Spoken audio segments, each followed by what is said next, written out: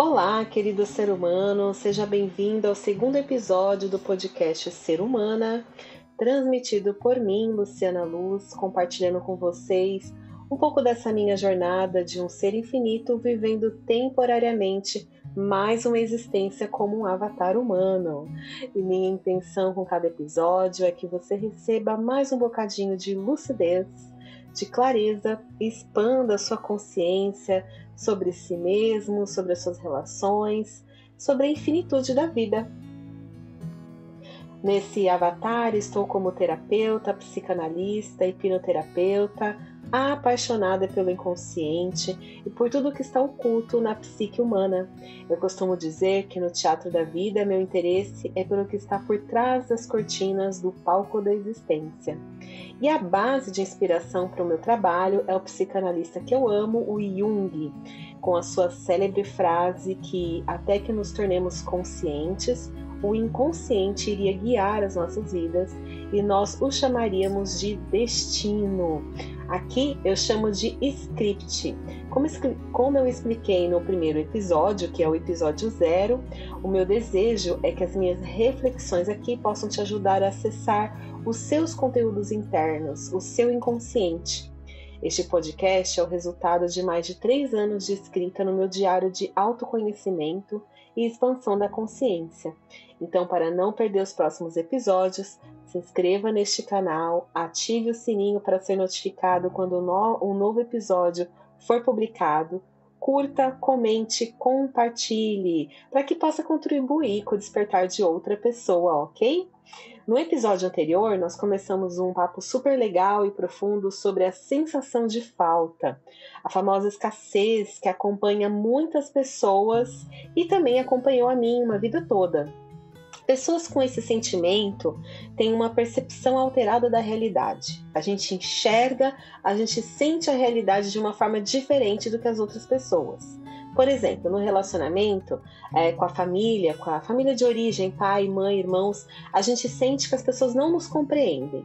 Então é como se a gente não pertencesse àquela família. No relacionamento amoroso, a gente não se sente amado o suficiente, compreendido, ouvido suficientemente. No trabalho, a gente busca ser valorizado e, enfim, nós temos uma sensação muito grande, inclusive com o dinheiro, de que o dinheiro não vem com facilidade, de que ele também não é suficiente.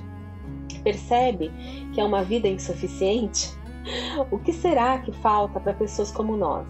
Será que falta mais dinheiro? Comenta aqui abaixo para mim, por favor, se você conhece pessoas que são ricas, que são bem de vida, mas que são infelizes, que têm depressão, que ficam reclamando, que ficam pechichando, pedindo desconto para tudo que vão comprar. Eu conheço muita gente assim.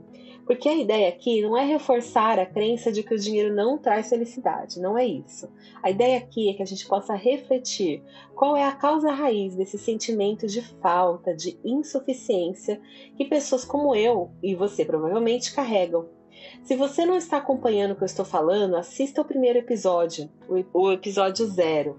Lá eu me apresento e eu dou uma introdução para clarear um pouquinho sobre o entendimento desse sentimento, dessa percepção que nós temos de escassez.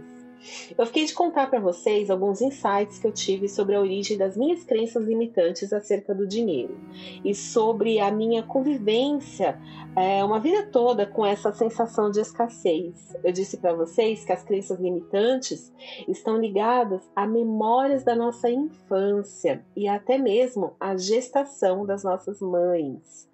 E escuta só como os sentimentos, emoções e tudo que está acontecendo com a mamãe passa para o bebê. Quando minha mãe estava grávida de mim, ela era uma mulher jovem, muito jovem, que sentia muita insegurança. Ela sentia muita insegurança em relação ao meu pai, que na época ele tinha medo de compromisso. Ele passou quase 10 anos indo e vindo numa relação com a minha mãe, assim, um namoro. Aquele famoso namorado que está enrolando a namorada por anos e anos. Após se casarem, ele trabalhava viajando, ele continuava indo e vindo, só que agora com a questão do trabalho, viajando. E a minha mãe tinha medo que numa dessas idas ele não voltasse. como ele tinha feito, né, durante tantos anos. A questão financeira era uma questão que pegava muito para minha mãe, porque assim que ela se casou, baseada em crenças que ela e as irmãs, a família dela tinham, ela parou de trabalhar. Ela era uma cabeleireira muito bem sucedida e ela, assim que casou, parou de trabalhar porque ela tinha uma crença, uma coisa que implantaram na mente dela, que se ela continuasse trabalhando, o meu pai pararia de trabalhar, ficaria encostado nela. Era uma crença, gente. Crenças não têm fundamento. Elas geralmente nem são nossas, são de outras pessoas, baseadas nas experiências de outras pessoas. Essa questão de não trabalhar gerou muita insegurança financeira nela, né? E o meu pai, ele não era uma pessoa estável no emprego, ele mudava muito de emprego.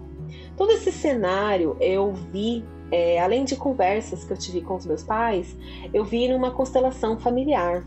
E eu gostaria até de abrir assim, um adendo e pedir para vocês comentarem aqui abaixo se vocês conhecem a constelação familiar, sabem o que é, se você já fez alguma vez, comenta aqui.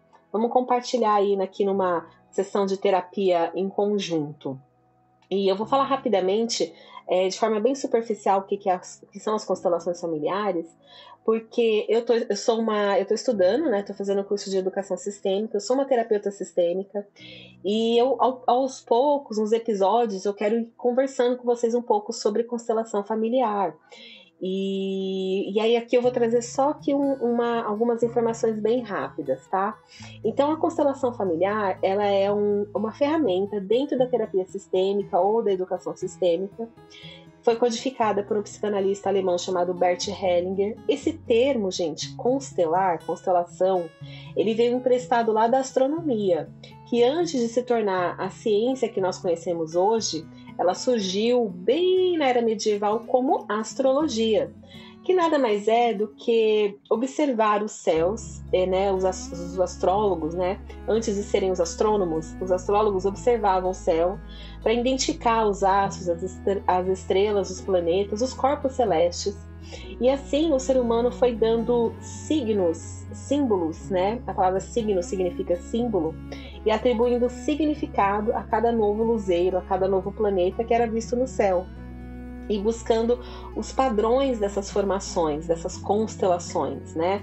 Na psicanálise, nós também usamos esse termo constelar, no sentido de constelar o psiquismo humano, que é quando, com a ajuda do psicanalista, nós vamos dando significados e identificando, né, observando, identificando os nossos complexos, e aí a gente vai atribuindo símbolos e significados, né, signos novamente, e vendo os padrões da nossa mente, como nós funcionamos no mundo.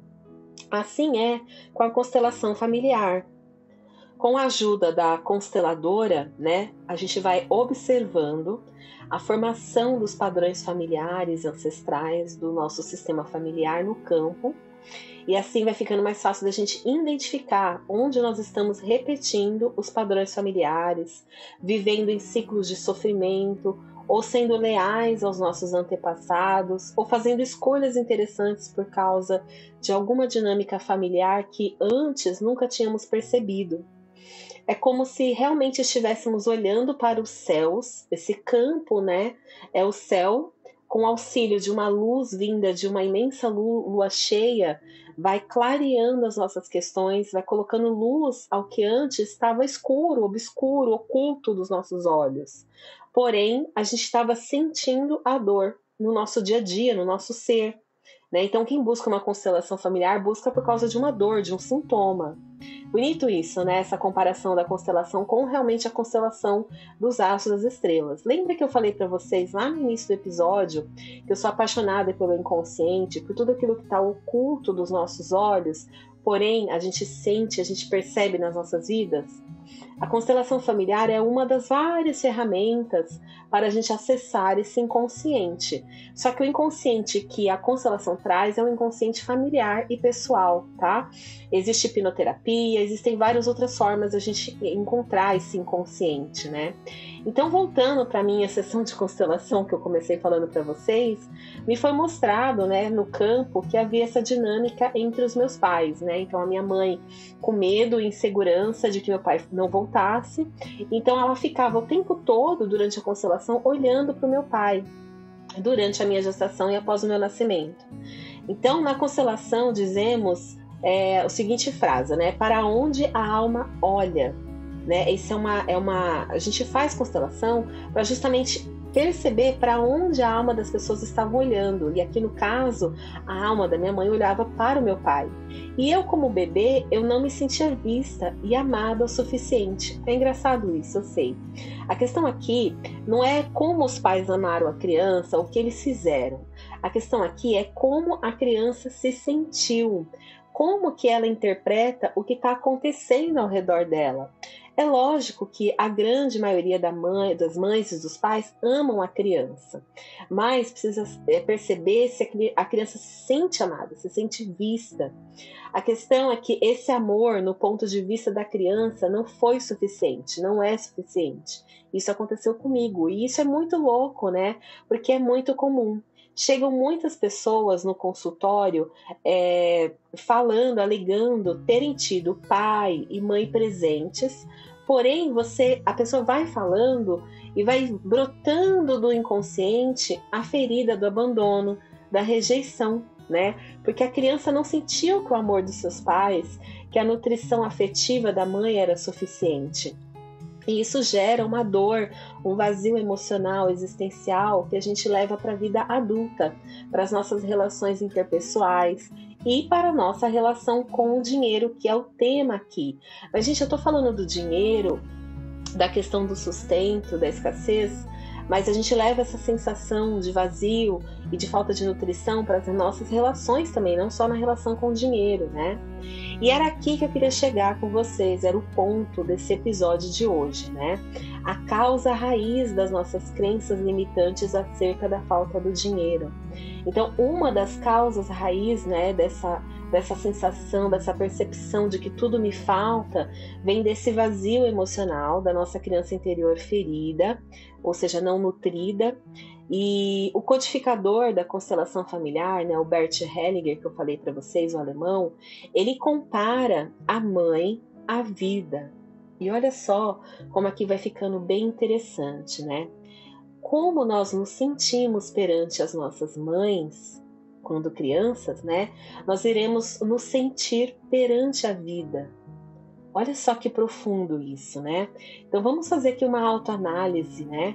Eu vou até falando um pouco mais devagar para que você possa ir acessando aí no seu inconsciente algum conteúdo emocional que venha da sua mãe para você, né? Então a pergunta aqui pra gente é: como você se sente perante a sua mãe? Ou como o eu criança, né? Por exemplo, a Lucianinha criança se sentia perante a sua mãe, né? Como você criança sentia que era a relação entre você e sua mãe? Então, se eu tinha medo de uma mãe um pouco mais autoritária, mandona, perante a vida eu me sinto intimidada, eu me sinto pequena. Se a mamãe era emocionalmente distante, eu sinto que a vida não se importa tanto comigo, que eu não sou assim tão importante. O que eu penso, o que eu sinto não é importante. Se a mamãe era muito crítica, dura comigo, muito exigente, como que eu me sinto perante a vida, né? Eu me sinto impotente, incompetente, que eu estou o tempo todo errando, tomando decisões ruins. Eu sinto que eu não tenho poder pessoal de me impor sobre os desafios, de me impor perante uma relação tóxica, dizer não. Então olha só como é forte essa relação entre a mamãe e a vida. No caso de uma família muito numerosa, por exemplo, né, que é o caso da minha mãe, gente. A minha mãe, ela vem de uma família nordestina, de Sergipe, que tinha muitos irmãos. Minha avó teve mais de 20 gestações. Então eram muitos, muitos irmãos, né? E vamos pensar que é uma mãe só para dar conta de todo mundo, para suprir todas as necessidades físicas, fisiológicas, psicológicas e emocionais. Então, o que nós temos aqui, né? A gente tem uma mãe que é uma mulher, a gente não pode esquecer que a mãe, ela é uma mulher, gente, com todos os problemas que uma mulher tem, uma mulher jovem, geralmente é uma mulher jovem, né? Então ela tá exausta, né? Porque ela tá desnutrida, exausta emocionalmente. Muitas vezes ela tá até se arrependendo de ter se casado, de ter se tornado mãe, porque ela sente também que ela se sente incapaz de dar conta de tanta demanda. E a gente sabe, né, que aqui no Brasil, e eu acho que também não sei se é uma questão mundial, mas aqui no Brasil, principalmente as nossas mães e avós, né, elas não tinham apoio dos homens, né? Os homens, quando eles ficam numa relação e tomam o papel de pai mesmo, de verdade, assumem esse papel, geralmente esse papel tem a ver com o trabalho, com o sustento da família, fora de casa, né? Então, eles não estão em casa, e quando eles estão em casa, eles não conseguem suprir a carência emocional dessa mulher, eles não conseguem nutrir essa mulher o suficiente para que ela se sinta apta a amparar e amar esses filhos. Ela precisa se sentir amada e amparada para que ela possa amar e amparar os seus filhos. E isso acaba não acontecendo. Então, qual é a consequência de uma criança que foi criada dentro de uma família enorme, numerosa, que a mãe ela não conseguia, né? Ela não estava apta para atender emocionalmente todo mundo. Então, eu vou para a vida sentindo que tem gente demais nesse mundo, que eu não sou importante, que o que eu falo, o que eu penso, eu não sou merecedora de ser ouvida, né? Entende como é sistêmico todo esse movimento que vem acontecendo desde a nossa infância, até mesmo antes da gente nascer, né? Toda essa dinâmica. Que dinâmica estava acontecendo entre o seu papai e a sua mamãe antes de você ser concebido, né? Então, são tantas questões, fora que tem muita coisa que a gente não sabe que estava acontecendo com os nossos pais antes da gente ser concebido. Muitos pais não contam, né, para os filhos em que situações conceberam eles, e a gente acaba sabendo isso somente essas investigações do inconsciente, porque o inconsciente, gente, ele sabe tudo. O inconsciente não nasceu com você, o inconsciente já estava lá antes de você nascer. Então, através de uma hipnoterapia, de uma constelação, você consegue entender o porquê das suas crenças, o porquê dos seus movimentos no mundo, ou da falta de movimentos no mundo, né? Vamos respirar profundamente agora e vamos para a prática de hoje. Como eu disse no episódio 0, eu levo a prática muito a sério, para a gente não ficar somente no mental, no campo da teoria, para que a gente possa trazer tudo isso que foi falado para o corpo, para o aqui e agora, todos esses sentimentos e emoções, e podemos liberar eles, ok? Se você puder agora deixar o que você está fazendo e se sentar em um lugar confortável, respirar profundamente.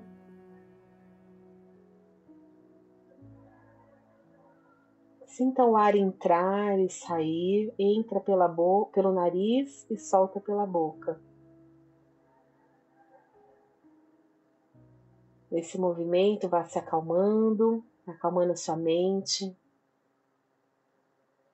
E coloca aí na sua frente a sua mãe, ou a mulher que foi responsável pela sua criação, a sua avó, a mãe adotiva, né? Imagina ela, como ela é ou como ela era. Não importa se ela já está em outro plano, apenas mentalize ela. A alma não tem barreiras físicas, ok? Ah, Lu, mas ela está em outro país, em outro estado. A alma não tem barreiras físicas. Então mentaliza ela que você vai estar chamando a energia dela. Tente se lembrar como você se sentia quando criança, a maior parte do tempo quando você estava com ela. Qual era o sentimento que você tinha, as emoções que você sentia? As frases, quais eram as frases que ela mais dizia? Aquelas que grudam na nossa cabeça, que você consegue até escutar. De certa forma, essas frases, né, elas fazem parte do conjunto de crenças que a gente carrega na vida adulta.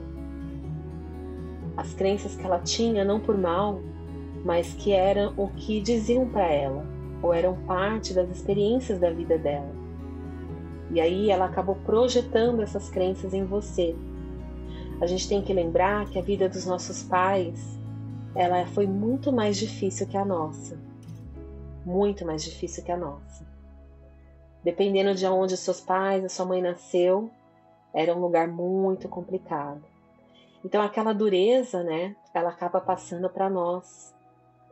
As nossas mães, elas também têm um hábito muito ruim de projetar em nós, nos filhos, os nossos pais. Elas projetam nos filhos o pai, por exemplo. Continue de olho fechado respirando e vai acessando o seu inconsciente. Minha mãe costumava dizer: você mente igual ao seu pai.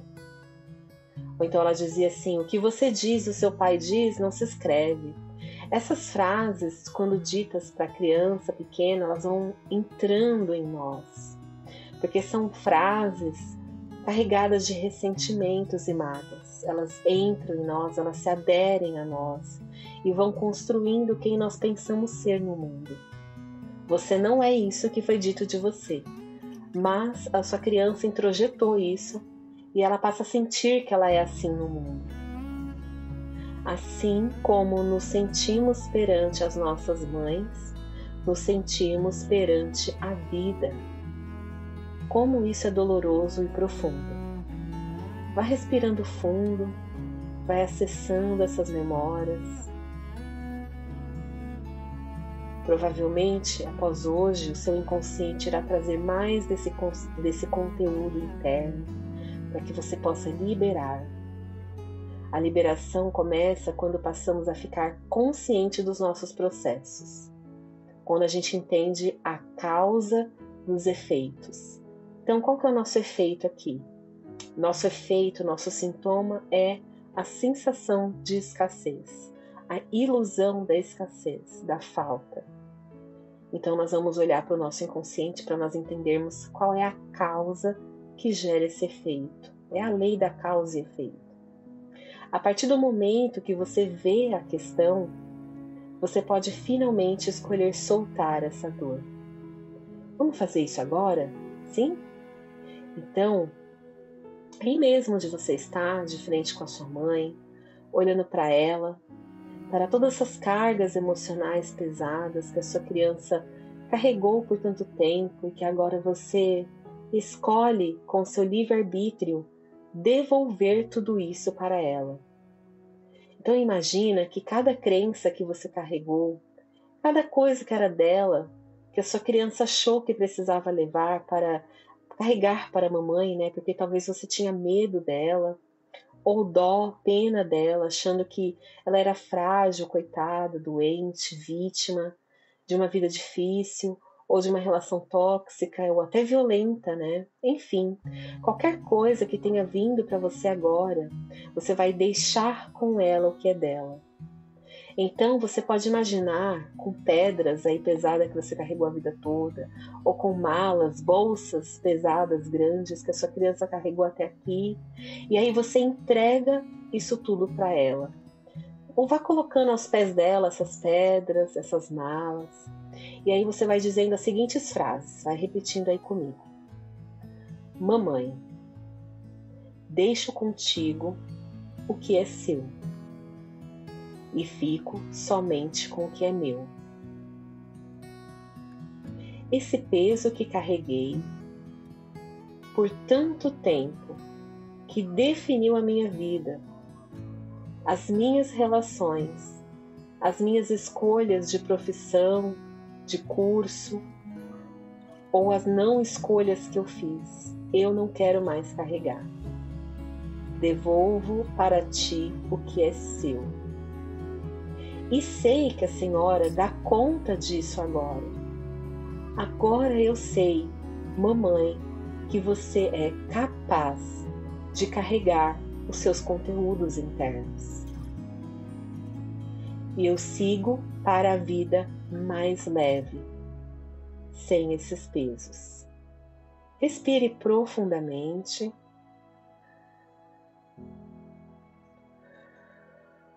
Sinta-se mais leve. Você pode fazer uma meditação de liberação como essa sempre que você precisar.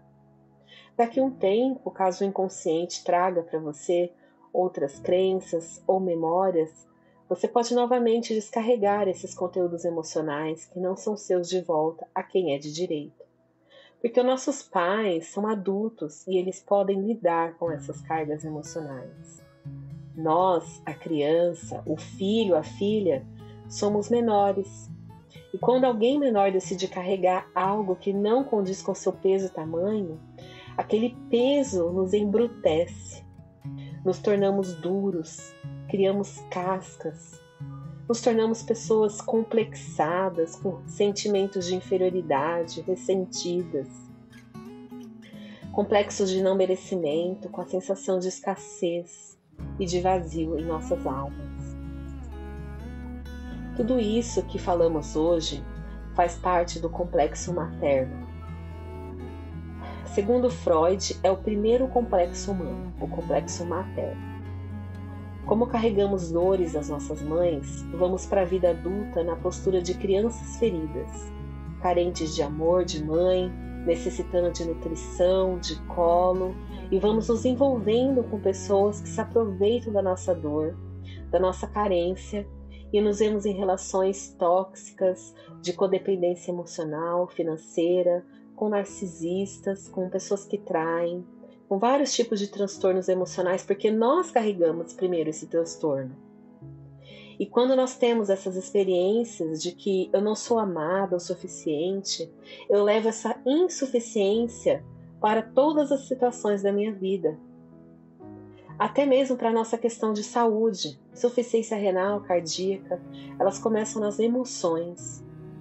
A vida acaba nos oferecendo de volta mais daquilo que nós já estamos emanando. Ou seja, se eu emano falta e escassez, eu recebo de volta a escassez, o vazio, solidão, carência, dor, traição, sofrimento, abandono, depressão.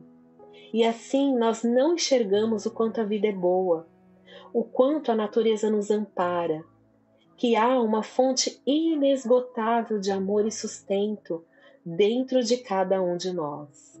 Com certeza, você já ouviu aquele texto bíblico de Mateus 6, verso 25. Eu vou ler aqui para vocês um trechinho, porque ele é muito, muito importante para mim. Diz assim, não andeis ansiosos quanto à vossa vida, pelo que haveis de comer ou pelo que haveis de beber, nem quanto o vosso corpo, pelo que haveis de vestir.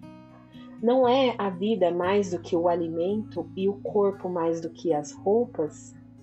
Olhai para as aves dos céus, que não semeiam, nem colhem, nem ajuntam em celeiros. Porém, o vosso Pai Celestial, que eu chamo de vida, os alimenta. Não tem de vós muito mais valor do que as aves? E qual de vós poderá, com todos os seus cuidados, acrescentar alguma medida a esta altura? Agora o verso 28. E quanto ao que haveis de vestir, por que andais ansiosos? Olhai para os lírios do campo, como eles crescem, não trabalham, nem fiam.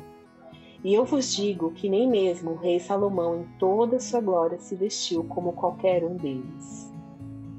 Pois se Deus, se a vida, se a natureza veste a erva do campo, que hoje existe e amanhã é lançada ao fogo, quanto mais vos vestirás e vos sustentará a vós, ó homens de pouca fé. Eu acho muito bonito esse texto, muito mágico mesmo.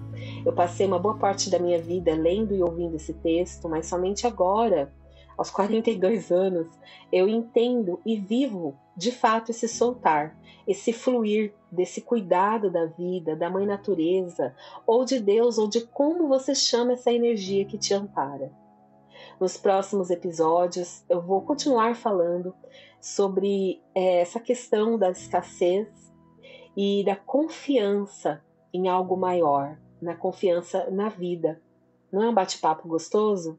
Se você precisar falar comigo, para marcar uma sessão de terapia sistêmica, hipnoterapia, você pode comentar aqui abaixo, eu vou responder os seus comentários e você pode também me acessar, vou deixar aqui na descrição o meu arroba lá na outra rede social, e na minha bio você clica no link e vai diretamente para o meu WhatsApp e você fala diretamente comigo, ok? Gratidão por ter ficado ouvindo até agora e que você fique bem. Namastê.